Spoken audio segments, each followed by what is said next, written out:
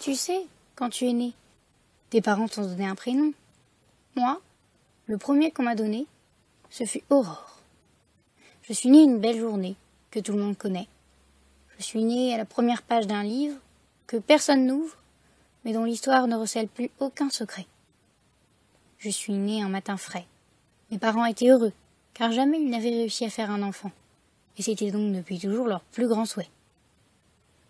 Ils organisèrent un banquet où ils invitèrent des bonnes fées. Toutes furent invitées.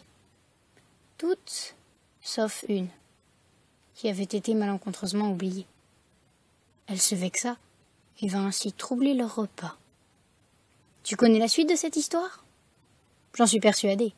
Donc, nul besoin de poursuivre. J'ai pensé la même chose lorsque la belle jeune fille que j'étais devenue s'est retrouvée seule dans les bois. Je me suis mise à chanter, parce que c'était écrit. Il était écrit que j'avais été insouciante et jolie, que j'approchais de mes 16 ans, mais que j'avais gardé une âme d'enfant. Il était écrit aussi que le jour de la malédiction inévitable approchait à grands pas. Malgré tout ce que les récits peuvent raconter, j'étais un être doué d'une sensibilité propre et d'un sens de la réflexion indépendant des caractères imprimés. Et je connaissais la fin du livre sans ne jamais l'avoir lu.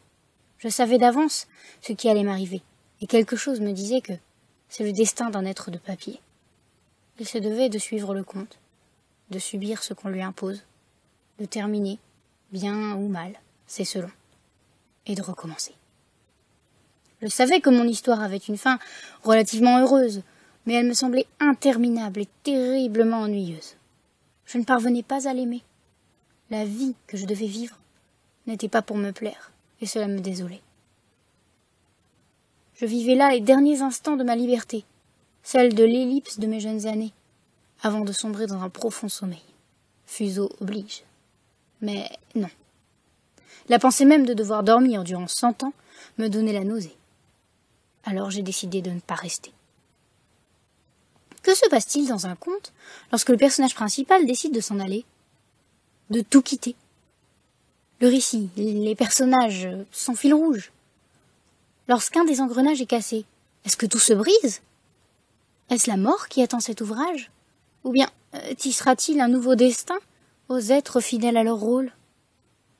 Même si les questions m'encombraient l'esprit, je ne pouvais pas me raisonner autrement.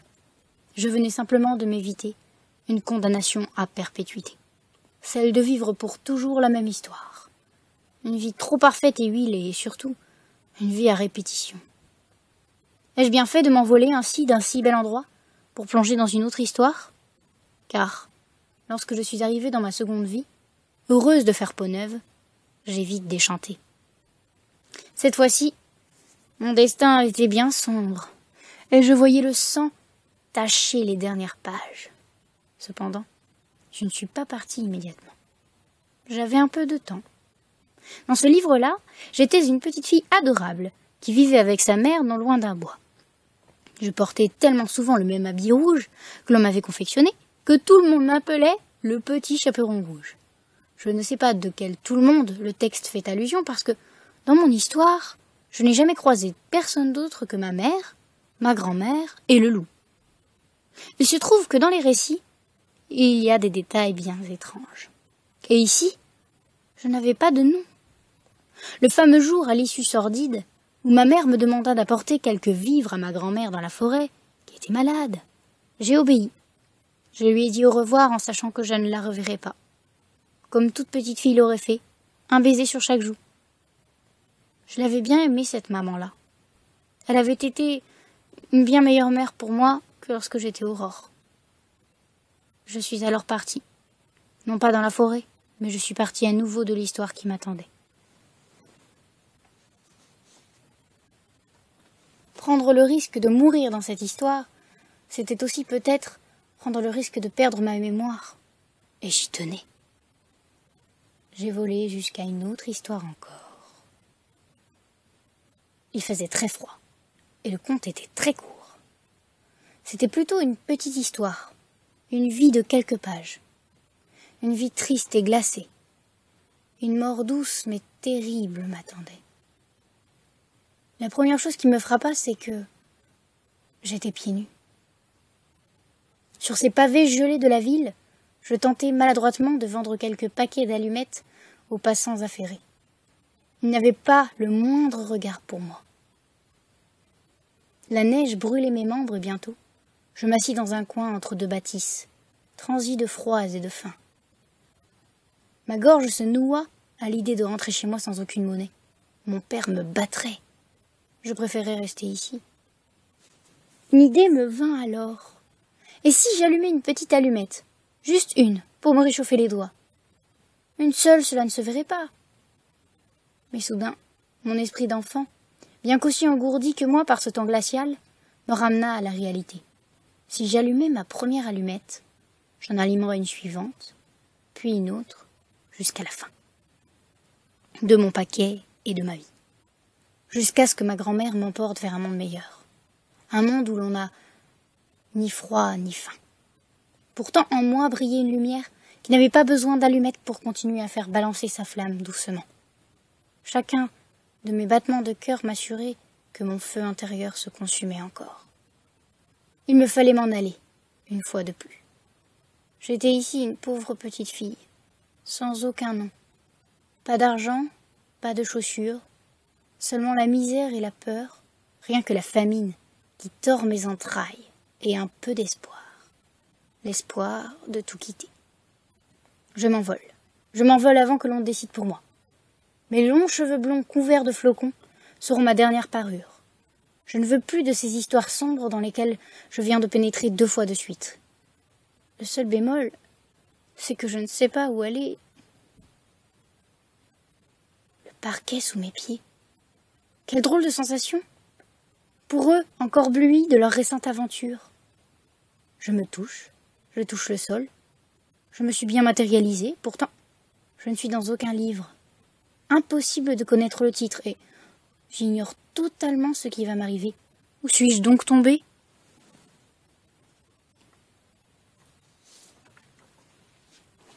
La chaleur soudaine du bois sous mes pieds nus me surprend. Il y a quelques instants à peine, ils étaient en train de se raidir sous la morsure froide de la neige. Ils me quittaient peu à peu.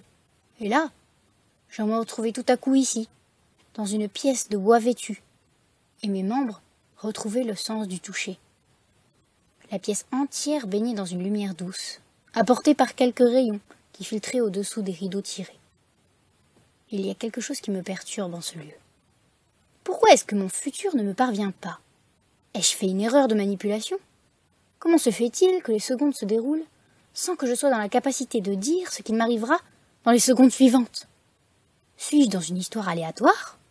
Une histoire non écrite, qui s'écrit comme elle le souhaite, qui n'a pas de plan?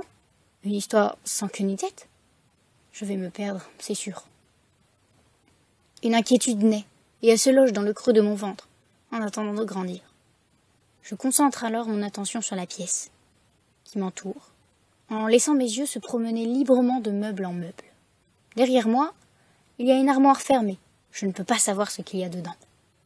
À ma droite, il y a la fenêtre, celle-là même qui est couverte d'un joli rideau vert tamisant la lumière. Un peu plus loin, un bureau. Il est à la fois désordonné et organisé. Son propriétaire doit être à son image. À ma gauche, une grande bibliothèque s'élève. Des rayons et des rayons de livres alignés s'étalent sous mes yeux grands ouverts. Qui peut donc lire autant? J'ai la réponse quand, enfin, mon regard percute autre chose qu'un simple meuble. Là, sur le lit, il y a quelqu'un. Quelqu'un qui me regarde. Il me jette un drôle de regard. Comme s'il ne comprenait pas. J'aimerais bien lui dire que je ne comprends pas plus que lui. Ce qui se passe exactement en cet instant, ni quel est le but de cette scène pour le reste de ma vie. Est-ce que lui aussi, son transfert s'est possiblement mal déroulé? Peut-il prédire sa mort ou sa journée de demain?